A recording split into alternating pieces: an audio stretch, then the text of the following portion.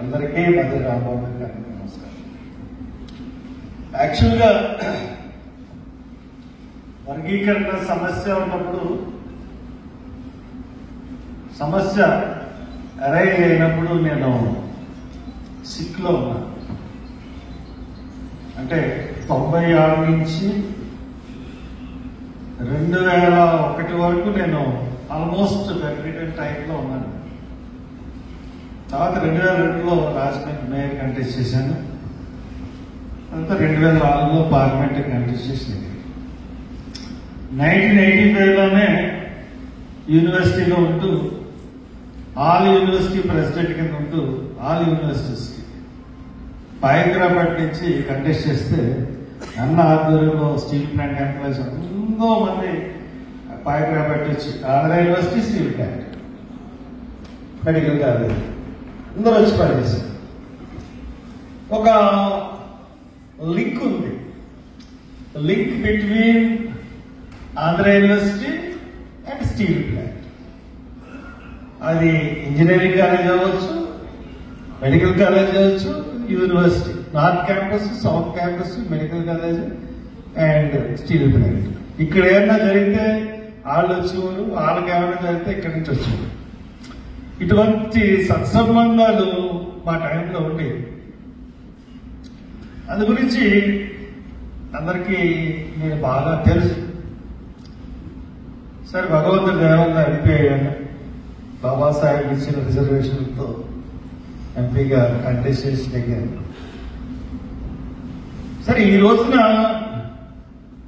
First ఉద్యమంలో నేను లేకపోయినా కానీ తీర్పు వచ్చిన తర్వాత ఎంఆర్పిఎస్ ఉద్యమం మొదలుపెట్టిన తర్వాత ఆ ఎంఆర్పిఎస్ ఉద్యమాన్ని ఢిల్లీ వరకు తీసుకుని వెళ్ళి ఢిల్లీలో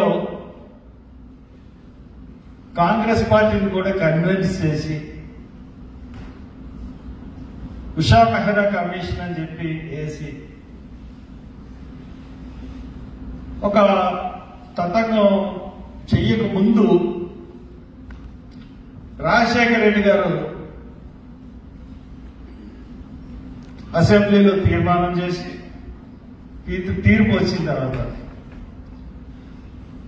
ఉభయ రాష్ట్రాల్లో ఉన్నటువంటి ముఖ్యమంత్రి రాజశేఖర రెడ్డి గారికి తీర్మానం చేసి ఆ తీర్మానం ప్రకారం పార్లమెంట్లో బిల్లు పెట్టాలని చెప్పి తీవ్రమైన ఒత్తిడి తీసుకొచ్చారు అప్పుడున్న కాంగ్రెస్ ప్రభుత్వం మీద, కేంద్రం మీద. ఇది అబ్జర్వ్ చేసి నేను చాలాసార్లు పివి రావు గారిని నా దగ్గరికి వచ్చి పాపం అతను తీసుకుని వెళ్ళి సోనియా గాంధీని కల్పించి చాలాసార్లు చెప్పాను, చాలా ఎక్స్ప్లెయిన్ చేశాను దీని గురించి. చెప్పిన తర్వాత దీనంతా కూడా సోదరులు, మాదిరి సోదరులు, మేము ఒకటే, వాళ్ళని ఓటు బ్యాంక్ గా చేసుకోవడానికి చేస్తున్న రాజకీయం తప్పితే ఇంకోటి ఏమీ లేదు దీంట్లో. ఎందువల్లంటే మానలేదో ఎక్కువ బాగుపడిపోయారు, మా దగ్గర తక్కువ అన్న పరిస్థితులు లేవు. అందరూ రిజర్వేషన్లు వచ్చిన తర్వాత అన్ని జాతులు కూడా క్రమేపీ ఎదిగినాయి. దాన్ని ఈ రోజున తగ్గించే పరిస్థితి. టు బి ఫ్రాంక్ మాట్లాడాలనుకుంటే రిజర్వేషన్లు ఏ రంగంలోనూ, ప్రభుత్వ రంగంలో అనేటువంటి ఈ ఏదైతే మెరిట్ లో ఉన్నటువంటి స్టీల్ ప్లాంట్ కానీ, ఇండియన్ ఆయిల్ కానీ, నవరత్న కంపెనీలు ఏవైతే ఉన్నాయో అన్నింటిలో రిజర్వేషన్ పెర్ఫెక్ట్ గా అమలు అవుతుంది. ఎందుకంటే ఇక్కడ స్ట్రాంగ్ యూనియన్స్ అన్నీ ఉన్నాయి కాబట్టి. పోతే సెంట్రల్ గవర్నమెంట్ తీసుకునేటోళ్ళకల్లా no reservations. Secretary level, prime minister తర్వాత ఎవరన్నా క్యాబినెట్ సెక్రటరీ ఎస్సీ ఇప్పుడు దాకా అయ్యారు. సెక్రటరీ లెవెల్లో మనకి మొత్తం అన్ని డిపార్ట్మెంట్లు కలుపుకుంటే ఒక్కళ్ళు కూడా ఉంటారు సెక్రటరీ.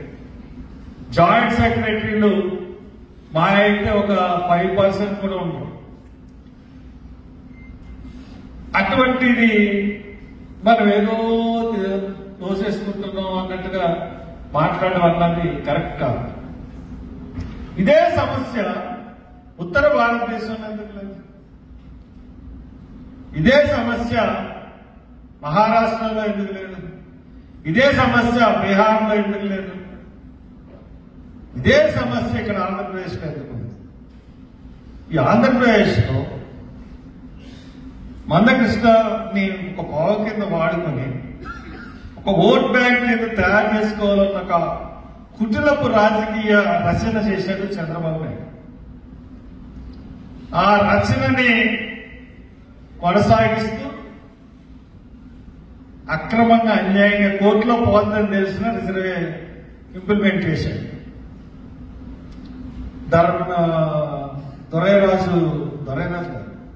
రామచంద్రరాజు కమిషన్ వేసి ఒక అక్రమంగా చేశాడు.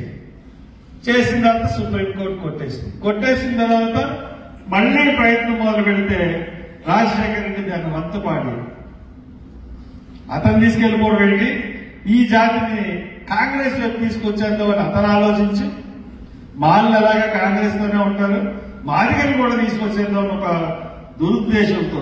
ఎందుకంటే కడప జిల్లా అక్కడ కొంత మాదిగలు ఎక్కువ ఉన్నారు అతని కాన్స్టిట్యూన్సీ. అతను నెగ్గాలన్న స్వార్థం, ఆ స్వార్థంతో అతను దీన్ని పెట్టాడు. చెప్పాను మేడం, ఎట్టి పరిస్థితుల్లో కుదరదు అన్నారు. కుదరదు అన్న తర్వాత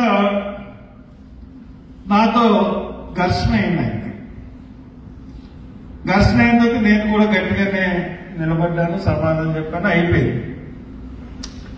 అయిపోయిన తర్వాత మీటింగ్ పెడతానన్నాను. నేను డిసెంబర్ 28న 27న మీటింగ్ అనౌన్స్ చేశాను. వెంటనే అప్పుడు వీరప్పమాయిని పిలిచి నువ్వు మీటింగ్ పెడుతున్నావంట, సీఎం కంప్లైంట్ ఇచ్చాడు నీ మీద, నువ్వు మీటింగ్ పెట్టడానికి వీల్లేదు అని చెప్పాడు. సరే అని చెప్పేసి బయటకు వచ్చేసాను. నెక్స్ట్ కొంతమంది ప్రొఫెసర్లు తీసుకుని మళ్ళీ వెళ్ళి మీరు నిన్న చెప్పారు కదా వీళ్ళందరూ వచ్చారు, మీరు మీటింగ్ పెట్టొద్దు అంటున్నారని నా మీద ఒత్తిడి తీసుకొస్తున్నారని నేను రేపు ప్రెస్ లో చెప్పదలుచుకున్నాను, ముందుగా మీకు చెప్పాలి కదా అని బెదిరించాను. బాబు వద్దు అని చెప్పి గబగబా లోన్ మీద ఫోన్ చేశాడు. మరి ఎవరికి చేశాడో తెలియదు. మీటింగ్ పెట్టుకోగానే క్లోజ్ డోర్స్ మీటింగ్ పెట్టుకోవాలి. క్లోజ్ డోర్స్ మీటింగ్ పెట్టుకోనండి నేను. మీటింగ్ పెద్దలేదండి. ఆ తర్వాత మళ్ళీ ఢిల్లీ వస్తే అది తిరుపతి వచ్చాడు. తిరుపతి వస్తే ఒక కవర్ పంపించాడు. శ్యామ్ అని ఆంధ్ర యూనివర్సిటీ ప్రెసిడెంట్ ఇచ్చాడు. తిరుపతి యూనివర్సిటీ ఉంటుంది, కవర్ ఇచ్చాడు. ఆ కవర్లో చెప్పాను రిజైన్ చేయకపోతున్నాను, మీటింగ్ పర్మిషన్ ఇవ్వకపోతుంది. మళ్ళీ అక్కడి నుంచి నాకు ఫోన్ చేసి మీటింగ్ పెట్టుకో అని చెప్పి మీటింగ్ చెప్తే సీఎం గారు బేతాళ్ అంటే మీకు తెలుసా? బేతాళ్ అంటే కేవీపీ రామచంద్రరావు అండ్ బొత్స సత్యబాబు, బొత్స సత్యనారాయణ. అప్పుడు ఆయన ట్రాన్స్పోర్ట్ మినిస్టర్. కరెక్ట్ గా లారీల సభ వచ్చింది. ఈ మీటింగ్ ని ఎలాగన్నా చేయాలని చెప్పి నేను ఒక్కడనే అసెంబ్లీలో మా ఎమ్మెల్యేలు చాలా మంది ఉన్నారు. గొల్లపల్లి సూర్యరావు గారి నుంచి చాలా మంది ఉన్నారు. ఎమ్మెల్సీ అప్పుడు ఇచ్చినట్టు ఉన్నారు, చూపుడు ప్రభాకర్ రావు. తర్వాత మా కాన్స్టిట్యూన్సీ మామలాపురంలోనే పాపం రాజేశ్వరి అని చెప్పి నాతో నేను టికెట్ ఇప్పించిన వాళ్ళు కూడా.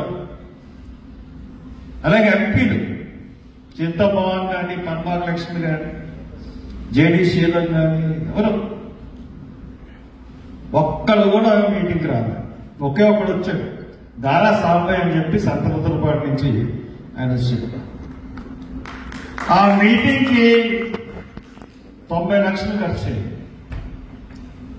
ఆ 90 లక్షలు కూడా సొంతంగా నేనే పెట్టుకున్నాను చెప్తే ఎవరి దగ్గర నుంచి ఒక్క న్యాయపైసా మీ స్టీల్ ప్లాంట్ నుంచే అన్న 17 బస్సులు 27 బస్సులు తీసుకుని వచ్చారు ప్రతి ఒళ్ళు కూడా. ఎందుకంటే డబ్బులు సమకూర్చుకుని అడగడానికి టైం లేదు. అది ఫిబ్రవరి 11కి పోస్ట్ పోన్ చేసి ఎవరన్నా ఈ రకంగా మీటింగులు పెట్టి ఈ రకంగా డబ్బులు సమకూర్చుకున్నాను కూడా టైం లేదు. నేను ఎలక్షన్ గా ఉంచుకున్నాను. డబ్బులు ఎలక్షన్ కానీ ఇది ఇంపార్టెంట్ అని చెప్పి నేనే ఖర్చు పెట్టాను. ప్రతి పైసా నాది దాంట్లో ఖర్చు పెట్టి ఒక పక్కన సీఎం గారు అందరూ ఎమ్మెల్యేలకి ఇన్స్ట్రక్షన్, ఎవ్వరు మీ కాన్స్టిట్యూన్సీ నుంచి వెళ్ళకూడదు, ముఖ్యంగా మా జిల్లా వాళ్ళు. ఒక్క బస్సు ఇవ్వకూడదు. సత్యబాబు రవాణా శాఖ ఉంది. ప్రతిరోజు సమీక్ష చెబుతూ ఉండేవాడు రామచంద్ర ప్రతి ఒక్కరు. ఓ పక్కన లారీలు సమ్మె, పెట్రోల్ బంకులు బంద్ అయిపోయింది. అటువంటి పరిస్థితుల్లో మీటింగ్. లారీలు సమ్మె ఆ రోజే డిక్లేర్ ఆఫ్ అయినట్టుంది. ఆ రోజున జన సునామీ చూస్తే రాజమండ్రి ఇంతమంది ఆపితే వర్గీకరణ వద్దని చెప్పి వచ్చిన జన సునామీ రాజమండ్రి మునిగిపోయి. రాజమండ్రి చరిత్రలో అటువంటి మీటింగ్ అన్నది జరగలేదు, జరగలేదు. సోనియా గాంధీ మీటింగ్ పెట్టింది, ఎన్టీ రామారావు మీటింగ్ పెట్టింది. జనం గ్రౌండ్ లో ఎంతమంది ఉన్నారో బయట ఎంతమంది ఉన్నారు. అసలు ఉక్కిరి బిక్కిరి అయిపోయింది రాజమండ్రి, అంత పెద్ద రాజమండ్రి. అటువంటి మీటింగ్ చేసిన తర్వాత ఉలిక్కి పడింది పార్లమెంట్. ఎందుకు చెప్తున్నానంటే పార్లమెంట్ ఉలిక్కి పడింది. నా వెనక మీటింగ్ జనం చూసి వర్గీకరణ బిల్లు పెడదామనుకున్న గవర్నమెంట్ నేను రిజైన్ చేస్తానని బిల్లు పెడితే అని చెప్పిందంత ఆపేసి. అది జనబలం అంటే. అటువంటి జనబలం కావాలంటే ఖచ్చితంగా అందరం ఒక త్రాటి మీదకి రావాలి. నేనేమీ లేదు. ఆ రోజునే మీటింగ్ లోనే నన్ను లీడర్షిప్ తీసుకోమన్నారు. అన్ని రద్దు చేస్తాను, జాతి ఆపదలు ఉంటే వస్తాను, జాతి గురించి పోరాడతాను, తర్వాత నేను మళ్ళీ పక్కనే ఉంటాను. తర్వాత చాలా మంది మానవులు పెట్టి నేను ఎప్పుడు ఏ మాల మహానాడు కానీ ఏ కుల సంఘంలో కానీ ఎప్పుడూ లేదు. చదువుకున్నప్పుడు లేదు, ఇప్పటికీ లేదు. కానీ సమస్య వచ్చిందంటే ఖచ్చితంగా ముందుకు వస్తాను. నిన్న అద్భుతమైన మీటింగ్ జరిగింది విజయవాడలో. 2 రోజుల టైం. సోదరుడు మనిల్ రాంబాబు గారికి ఫోన్ చేశారు. ఆయన ఎవరో తెలియదు, నాకు పేరున్నాను కానీ మనసు తెలియదు. నిన్నే చూడటం. తుమ్మల ఫ్రాన్సిస్ అని తను ఫోన్ చేశాడు. ఈయన ఒక టైం చెప్పాడు, ఆయన ఒక టైం చెప్పాడు, వెన్యూ ఒకటే చెప్తున్నారు. ఇది ఎక్కడ గొడవ అని చెప్పేసి అప్పుడు ఇద్దరిని కాన్ఫరెన్స్ లో తీసుకుని మాట్లాడితే ఇద్దరు చిన్న ఘర్షణ పడ్డారు. ఘర్షణ పడి ఎవరో తగ్గారని నేను చెప్పాను. ఎవరో ఒకరు ఖచ్చితంగా తగ్గాల్సిన పరిస్థితి. ఒకరు తగ్గండి, ఒకరు మీటింగ్ ఆర్గనైజ్ చేయండి, చేసి అందరూ కలిసి చేయండి, ఆర్గనైజ్ చేయండి. నేను వస్తాను, ఖచ్చితంగా వస్తాను, అందరినీ చెప్తాను అని చెప్పి అదే పనిగా వాళ్ళు కొంచెం కాంప్రమైజ్ అయిన వెంటనే ఇమీడియట్ గా అన్ని సోషల్ మీడియాలోకి రమ్మని ఫోన్ చేసి నేను కూడా ఒక 6-7 కార్లతో నేను వెళ్ళి మొత్తం మీద మీటింగ్ గ్రాండ్ సక్సెస్. బాగా సక్సెస్ ఏంటంటే నిర్వహించిన తీరు కూడా చక్కగా ఉంది. భయపడ్డాను ఏమవుతుందో ఏంటో. ఎందుకంటే ఒక్క మీటింగ్ అన్నది ఫెయిల్ అయిందంటే ఈవేళ అమలాపురంలో మీటింగ్ పెట్టారు, నన్ను కూడా కలవలేదు. టీవీలో బాబు పండు అశోక్ అని చెప్పేసి ఎవరు ఉనికిని వాళ్ళు కాపాడుకోవడానికి మీటింగ్లు పెడితే ఇది కులం గురించి ఈ రోజున మనకున్న సమస్య గురించి పోరాడటానికి కాదు, మీ ఉనికిని సాగుకోవడానికి మీటింగులు పెడితే ఇది కరెక్ట్ కాదు. మీ ఉనికి కాపాడుకునే సమయం కాదు ఇది. ఇది జాతికి, దళిత జాతికి, భారతదేశంలో ఉన్న మొత్తం దళిత జాతికి ఒక తీవ్రమైన అన్యాయం జరగబోతున్న సందర్భం ఇది. ఈ రోజున ఖచ్చితంగా నేను చెప్తున్నాను, ఆ మీటింగ్ అయిన తర్వాత కాంగ్రెస్ పార్టీ వెనక్కి వెళ్ళిపోయింది. ఉషా మెహ్రా కమిషన్ వేశారు. దాని తర్వాత అన్ని అసెంబ్లీలు తీర్మానాలు చేసి పంపాలన్నారు. అన్ని అసెంబ్లీ తీర్మానం చేయాలంటే 14 అసెంబ్లీలు తీర్మానం చేసి పంపిణీ, 11 అసెంబ్లీలు వ్యతిరేకంగా తీర్మానం చేసినాయి, 3 అసెంబ్లీలు ఫేవర్ గా తీర్మానం పనిచేసినాయి. దాన్ని ఐస్ బాక్స్ లో పడేసింది. పట్టువదలు విక్రమార్కుడిలాగా మనోడు మందకృష్ణ పదే తిరుగుతూ పాపం బీజేపీ నాయకులు అందరి కాళ్ళ మీద పడ్డాడు. పడి ఈ రోజున మొత్తం జాతికి భారతదేశంలో ఆపద తీసుకొచ్చాడు. ఒక పావు కింద వాళ్ళ చేతిలో ఉపయోగపడ్డాడు. ఈ రోజున వాడు ఇచ్చిన తీర్పు ఏంటంటే, రాజ్యాంగం ఇంతకుముందు 5 సుప్రీం కోర్టు జడ్జిల ధర్మాసనం ఏదైతే తీర్పిచ్చిందో అది చెల్లదని చెప్పి 7 జడ్జిల తీర్పు చెల్లుతుందా? వాళ్ళు జడ్జిలే కదా. 7 జడ్జిలు ఏ రకంగా తీర్పిచ్చారు? దీంట్లో చాలా పెద్ద సమస్య ఏంటంటే, అసలు మన సిస్టంలో పార్లమెంట్ గొప్పదా, రాజ్యాంగం గొప్పదా, లేకపోతే సుప్రీంకోర్టు గొప్పదా? ఈ మూడింటిలో ఏది గొప్పదనుకుంటున్నారు మీరు? చేతులెత్తే చెప్పండి. రాజ్యాంగం అంటే చేతులెత్తండి. పార్లమెంట్ అంటే ఎవరు చేతులెత్తున్నారు? సుప్రీంకోర్టు అంటే ఎవరైతే చేతులెత్తున్నారు? మీరు కొంతవరకు కరెక్ట్ గా చెప్పారు. కానీ రాజ్యాంగాన్ని కూడా మార్చగల శక్తి పార్లమెంట్ ఉంది. అంబేద్కర్ రాసిన రాజ్యాంగంలో రాజ్యాంగ సవరణ చేయాలంటే 2/3 మెజారిటీతో రాజ్యాంగ సవరణ చేయాలి. That is the power of the parliament. రాజ్యాంగానికి కూడా అన్ని సవరణలు కూడా ఈ రోజు అలాగే వచ్చినాయి. ఇంతకుముందు జడ్జిలు చెప్పింది ఏంటి? తీర్పు 341 ని సవరణ చేయండి. 341 ఏంటి?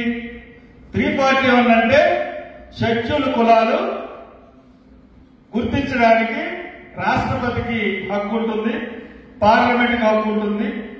వీళ్ళలో ఎవరినైనా తీసేయచ్చు, ఎవరినైనా కలపచ్చు, పార్లమెంట్ కానీ రాష్ట్రపతి కానీ.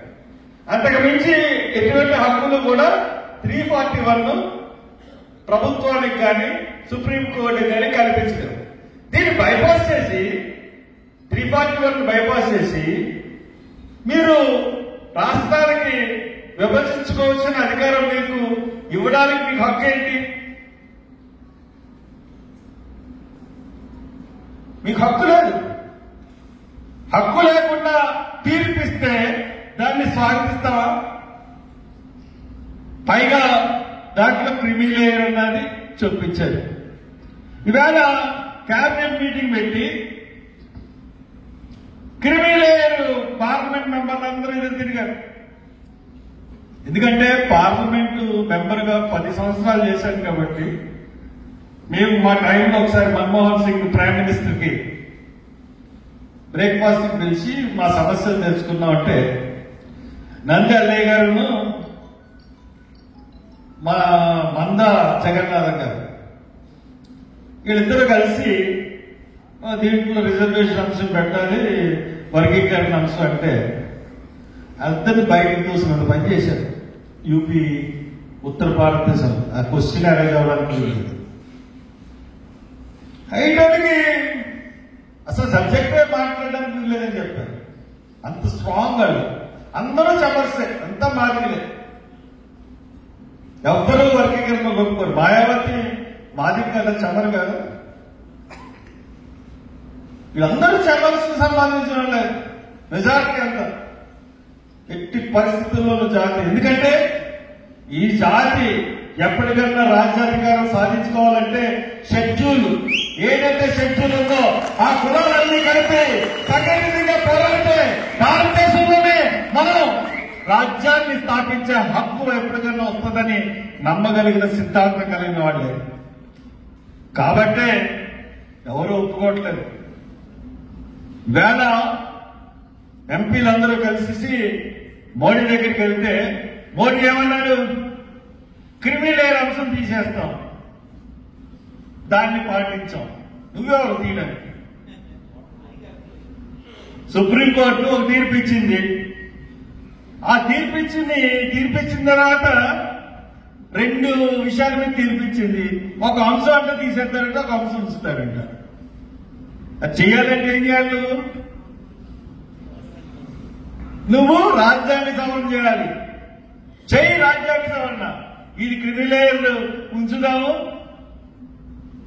ఈ రాష్ట్రాలకి అధికారాలు ఇద్దామని చెప్పేసి రాజ్యాంగ సవరణ చెయ్యి. అప్పుడు నీ తీర్పుకి వాల్యూ ఉంటుంది, నీకు వాల్యూ ఉంటుంది. చేయగలవా? దమ్ముంటే ఎదుర్కో. 2/3 మెజార్టీ చూపించు పార్లమెంట్ లో. అప్పుడు ఎస్సీ ఎంపీల సత్తా ఏంటో భారతదేశంలో తెలుస్తుంది. కాబట్టి మనం ఈ పోరాటంలో ఆ రోజున రాజమండ్రి మీటింగ్ లో ఏ రకంగా జరిగిందో మళ్ళీ అటువంటి దానికి 10 రెట్ల మీటింగ్ ఎక్కడో ఒక చోట రాష్ట్రంలో జరపాలి. ప్రతి జిల్లా తిరుగుతాడు, ఎక్కడికి పిలిచినా వెళ్తారు. నిన్న విజయవాడ పిలిచారు, వెళ్ళాను. ఇవాళ ఇక్కడికి వచ్చాను. రేపు విజయనగరం వెళ్తానేమో బహుశా. మళ్ళీ శ్రీకాకుళం నుంచి పొదలు పెట్టి అన్ని జిల్లాలు తిరుగుతారు. నాయకత్వం అవసరం లేదు, కానీ ఫైనాన్షియల్ గా ఆదుకోవాల్సింది ఉద్యోగస్తులే. ఎందువల్లంటే ఇక్కడ ఈ పోరాటం చేయాలి, అక్కడ న్యాయ పోరాటం చేయాలి.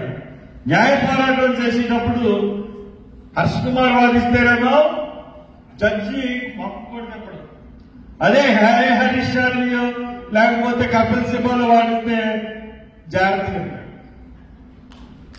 కాబట్టి అటువంటి స్టాండర్డ్ ఉన్న పీపుల్ ని మనం పెట్టుకోవాలంటే వాళ్ళకి గంటల్లో లక్షలు సమర్పించ, గంటకు 10 లక్షలు. అందుకు డబ్బు చాలా అవసరం. ఉద్యోగ సంఘాలన్నీ కూడా ఈ రోజున తయారవుతున్నాయి. మేము చదువుకున్నప్పుడు కారంచేడు చుండూరు సంఘటన జరిగినప్పుడు, ఒక కారంచేడు సంఘటనలో ఒక రోజంతా మేము మా మెస్ ఛార్జీ, మాకు మెస్ ఛార్జీ రోజుకి ఎంత అవుతుంది? ఎస్సీలు మాలా మాదిగా ఇద్దరం కలిపి ఈ రోజు మా మెస్ ఛార్జీ మేము భోజనం చేయం, ఎంత అవుతుందో లెక్క కట్టి మాకు ఇచ్చేయండి అని చెప్పి కారంచేడు పంపించాం. అలాగే చుండూరు ఒకరోజు మానేసి చుండూరు బియ్యం అన్ని కొనుక్కుని వెళ్లి చుండూరు చేశాం. అలాగే నేను ఇప్పుడు మిమ్మల్ని అడుగుతున్నాను, 1200 ఎంప్లాయీస్ మంది ఉన్నారు. మీరందరూ ఒక రోజు జీతం ఇవ్వండి. ఇవ్వడానికి సిద్ధమేనా? Very good, thank you. ఒకరోజు సిద్ధం ఇవ్వండి.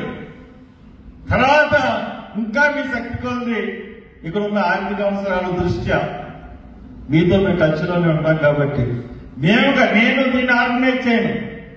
దీనికి సెపరేట్ గా ఎంప్లాయీస్ తోనే కమిటీ ఉంటుంది. అన్ని central government employees, state government employees, bank employees, ఇలాగ ప్రభుత్వ రంగ సంస్థల ఎంప్లాయీస్ మీ అందరూ ఒక్కోళ్ళకి కమిటీ ఉండి ఒకరిని ట్రెజరర్ ప్రెసిడెంట్ కింద పెట్టుకుని ఆ డబ్బులు ఎలా ఖర్చు పెట్టాలన్న కమిటీ డిసైడ్ చేసి ఖర్చు పెట్టి ఏ రూపాయి కూడా వ్యర్థంగా ఖర్చు పెట్టకుండా ప్లాన్ చేస్తాం. కానీ అన్ని మీటింగ్లకి కూడా అదే మనకి ఇది అవ్వాలి. ఇది ఎందుకంటే ఇది సుదీర్ఘకాలమైన పోరాటం. మనం పోరాటం చేస్తున్నది మాదిగల మీద కాదు, మనం పోరాటం చేస్తున్నది మనువాదుల మీద, మోడీ మీద, చంద్రబాబు మీద. చిన్న సింపుల్ అండి. నేను జగన్ ని చాలా విమర్శించి ఈసారికి మన జగన్ స్కీమ్లన్నీ తీసేశాడు. మేము చదువుకున్న స్కాలర్షిప్స్ ఏదైతే అవి కూడా తీసేశాడు. మెడికల్ కాలేజీలో కూడా సీట్లు ఇవ్వలేదు, రిజర్వేషన్స్ కూడా తీసేశాడు. అన్ని 8 నుంచి 27 పథకాలు అన్ని వరకు తీసేశాడు. కాబట్టి రాజమండ్రిలో ఒక మీటింగ్ పెట్టి ఈ పథకాలు తీసాడు కాబట్టి జగన్ ఎట్టి పరిస్థితుల్లో ఓటేయద్దని చెప్పాను. ఇంచుమించు మన వాళ్ళు అందరూ కూడా జగన్ ఓటేయద్దని చెప్పారు. సడన్ గా తెలుగుదేశం మేనిఫెస్టో వచ్చింది. వర్గీకరణ నేనే జరుపుతాను, నేనే జరిపి ఉద్యోగాలు ఇస్తానని చెప్పి చంద్రబాబు మేనిఫెస్టోలో ప్రకటించగానే ఆ సాయంత్రమే నేను వెంటనే ఫేస్బుక్ లో లైవ్ ఇచ్చాను, చూసుకోండి డేట్లు అంతా. ఎట్టి పరిస్థితుల్లో చంద్రబాబుని గెలిపించొద్దు అంటే అది ఏప్రిల్లో మేనిఫెస్టో రిలీజ్ చేశాడు. ఫిబ్రవరిలో మన వాదనలు విన్న తర్వాత సుప్రీంకోర్టు తీర్పు జడ్జి రిజర్వ్ చేసి ఎలక్షన్స్ వరకు తీర్పు వివరించలేదు. ఎలక్షన్స్ అయిపోయినాయి, నెగ్గేశారు. నెగ్గేసిన తర్వాత తీర్పు నెగ్గడం కూడా అందరం తెలుసు, ఈవీఎం ట్యాంపరింగ్ అని. నెగ్గేసిన తర్వాత 2 నెలలు అయిన తర్వాత వర్గీకరణ ఇచ్చింది. వర్గీకరణలో ఏముంది? రాష్ట్రాలకి అధికారాలు ఇచ్చింది. మరి మేనిఫెస్టో ఎప్పుడు పెట్టాడు? చంద్రబాబు ఏప్రిల్లో పెట్టాడు. అంటే ఈ తీర్పు చంద్రబాబు నాయుడికి మోడీకి ముందే తెలుసు కదా. మరి ఇది కుట్ర కాకపోతే ఇంకేంటంటే మనువాదుల కుట్రలతో చంద్రబాబు కలిసి అందు గురించే స్పెషల్ స్టేటస్ ఇస్తానన్నా, స్టీల్ ప్లాంట్ ని ప్రైవేటీకరణ చేయకుండా ఆగుతారన్న కాంగ్రెస్ మద్దతు ఇవ్వకుండా చంద్రబాబు మోడీకి ఎందుకు మద్దతు ఇస్తున్నాడంటే ఇటువంటి చండాల పనులు చేయడానికి. స్టీల్ ప్లాంట్ ఎంప్లాయీస్ కి ఉద్యమం చేసినప్పుడు సుమారు 6-7 సార్లు నేను వచ్చాను, మీకు సంఘీభావం ప్రకటించాను, స్టేట్మెంట్లు ఇచ్చాను, శిబిరాల్లో కూర్చున్నాను. ఈ రోజున అదే తెలుగుదేశం ప్రెసిడెంట్ అయ్యాడు, ఆమరణ దీక్ష చేశాడు. పల్లా సింహాచలం కొడుకు ఎవరు? పల్లా శ్రీనివాసరావు. మరి ఎందుకు తెలుగుదేశం ప్రెసిడెంట్ ఎందుకయ్యా Palla Srinivasarao CM steel plant ప్రైవేటీకరణ చేయకూడదని గట్టిగా ఒక స్టేట్మెంట్ ఎందుకు ఇవ్వలేకపోతున్నాడు?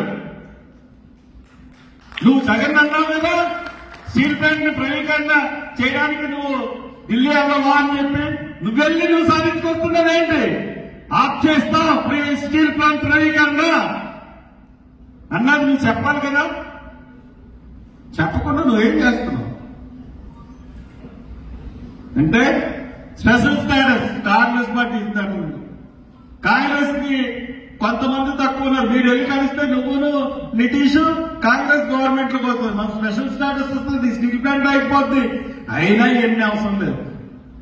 పోలవరంలో డబ్బులు భయంకరంగా కట్టేసి ఆ డయాఫ్రామ్ వాళ్ళన్నది తుక్కు చేసేసినట్టు చంద్రబాబు. పోలవరం మొదటి దోషి చంద్రబాబే. ఇంకా 7 చేసిన పనులు. ఈరోజు స్టీల్ ప్లాంట్ అప్పులు ఎంత ఉన్నాయండి? 20 కోట్ల 20,000 కోట్లు. 20,000 కోట్లు పెద్ద లెక్క సెంట్రల్ గవర్నమెంట్. నేను మోడీని అడుగుతా ఉన్నాను, డైరెక్ట్ గా స్టీల్ మినిస్టర్ని అడుగుతా ఉన్నాను. 26 లక్షల కోట్లు,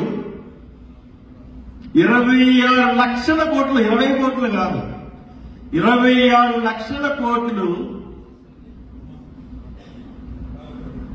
కార్పొరేట్ సంస్థలకి మీరు ఎందుకు మాఫీ చేశారు? దాంట్లో ప్రభుత్వ రంగ సంస్థ ఏదైనా ఉన్నా? మరి కార్పొరేట్ సంస్థలకి 26 లక్షలు మాఫీ చేసి ఒక 20 కోట్లు నష్టాలున్న స్టీల్ ప్లాంట్ మీరు ఇవ్వలేరా? మాకు మా రాష్ట్రానికి రాజధాని కొట్టుకోవడానికి 1,00,000 కోట్లు మీరు ఇవ్వలేదా? ఏటీఎం లాగా కేంద్ర ప్రభుత్వం నుంచి ప్రాజెక్టులు డబ్బులు వస్తూ ఉంటుంటే ఈ సందర్భంలో నేను దాని మీద కమిషన్ తీసుకుని మాట్లాడుకుని ఉండడానికి ఇతరతను సపోర్ట్. ఇంత దారుణమైన దోపిడీ భారతదేశంలో భారతదేశం చరిత్ర వచ్చిన తర్వాత ఇప్పుడు దాకా జరగలేదు. వ్యవస్థల్ని సుప్రీంకోర్టు తీర్పుల్ని మార్చేస్తున్నారు. బాబ్రీ మసీద్ తీర్పు తెలుసు కాబట్టే ఎక్కడికక్కడ అందరినీ కవచాల కింద పెట్టేసి తీర్పు వ్యవహరించారు.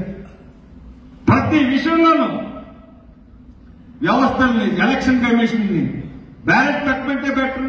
ఏ దేశంలో ఈ ఓటింగ్ మిషన్ జరుగుతున్నాయి? లండన్లో మన ఎలక్షన్ జరిగింది, ఓటింగ్ మిషన్ జరిగినాయా? ఎక్కడ జరుగుతుంది? ఎక్కడ ఓటింగ్ మిషన్ లేవే. ఇక్కడ ఓటింగ్ మిషన్